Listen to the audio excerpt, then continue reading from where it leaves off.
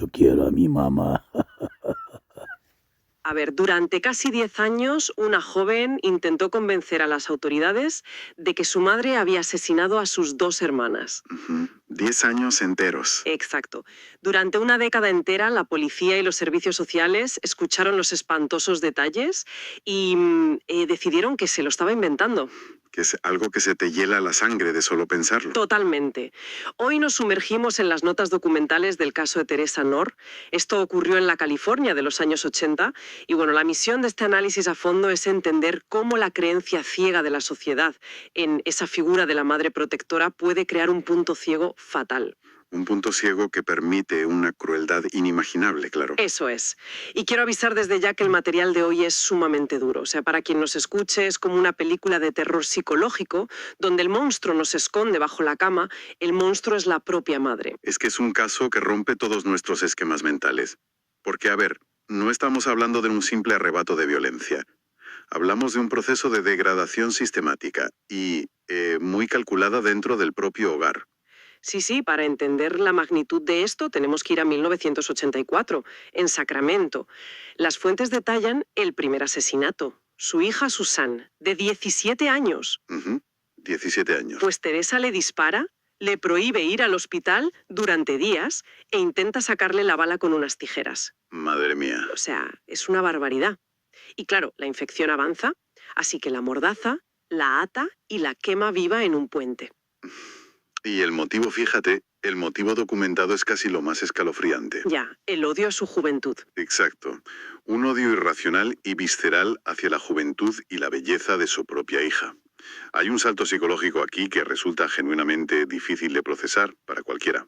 Es muy fuerte. Entiendo que alguien pierda la brújula moral, pero esa impunidad inicial es clave para lo que viene después. Claro, ese salto es vital para entender el mecanismo del abuso posterior. En la mente de la agresora, esa impunidad inicial es el punto de no retorno. Al ver que no pasa nada. Eso es.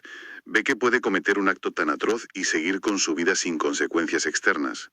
Entonces la barrera de lo impensable simplemente desaparece. La realidad dentro de esa casa comienza a reescribirse por completo a voluntad de Teresa. Y así llegamos al año siguiente, 1985. Teresa encierra a su otra hija, a Sheila, en un armario. Sin agua y sin comida. Sin nada, hasta que muere.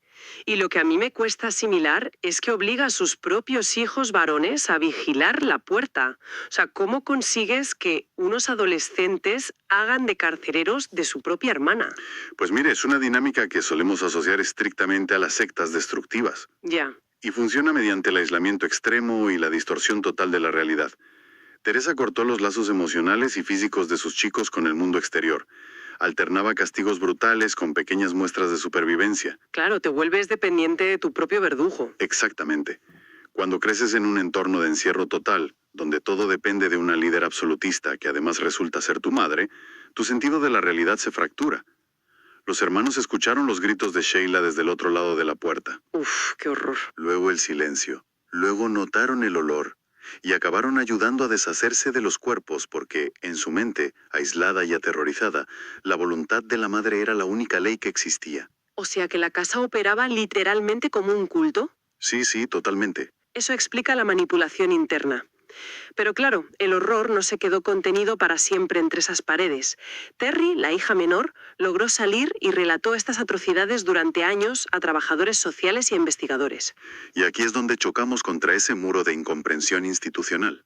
Es que yo me planteo, ¿cómo es posible que ignoren una petición de auxilio tan directa de una menor? ¿Es simple sobrecarga de trabajo en las instituciones o hay algo más? Hay algo mucho más profundo, sin duda, y tiene que ver con un sesgo cognitivo colectivo brutal. Piensa en esto. Toda nuestra cultura, e incluso nuestra biología, nos dice que la madre es la figura de protección por excelencia. Ya, el famoso instinto maternal. Es algo que damos por sentado. Claro. Cuando un trabajador social escucha a una niña decir que su madre ha quemado viva a una hermana y matado de inanición a otra, el cerebro sufre un cortocircuito. Es una disonancia cognitiva inmensa. El sistema de defensa mental lo rechaza de plano. Eso es. Ante una verdad tan monstruosa, las instituciones prefieren asumir que una adolescente problemática está mintiendo para llamar la atención.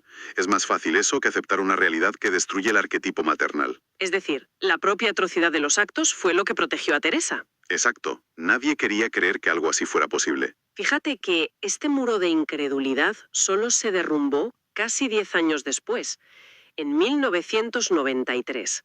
Y ni siquiera fue por una investigación policial proactiva. Fue porque Terry llamó al programa de televisión America's Most Wanted. Hizo falta la difusión masiva. Claro, ponerlo en la tele. Al exponer el caso ante millones de espectadores, Terry arrebató a las autoridades esa comodidad psicológica. Las obligó a mirar la realidad que llevaban ignorando sistemáticamente. Y esa exposición fue lo que condujo finalmente al arresto de Teresa en Salt Lake City. ¿Y la condena posterior? Claro.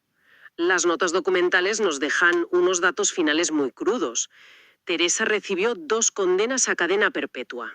2 cadenas perpetuas. Sin embargo, será elegible para solicitar la libertad condicional en el año 2027, cuando cumpla 81 años. Lo cual subraya bastante los límites del Código Penal frente a un fallo sistémico tan absoluto a lo largo de los años. Totalmente. Y es precisamente ahí donde quiero dejar flotando una reflexión final para todo el que haya seguido este análisis. A ver, cuéntame. Si las instituciones, cegadas por sus propios prejuicios reconfortantes, fracasan durante casi una década en escuchar a las víctimas más vulnerables que denuncian el mal en su propia casa, uno se pregunta si el sistema penal puede ofrecer justicia real alguna vez. Ya, es una gran pregunta. O si el daño de esa negligencia social es tan profundo que resulta irreparable, sin importar cuántos años pase la culpable entre rejas. Queda para pensarlo.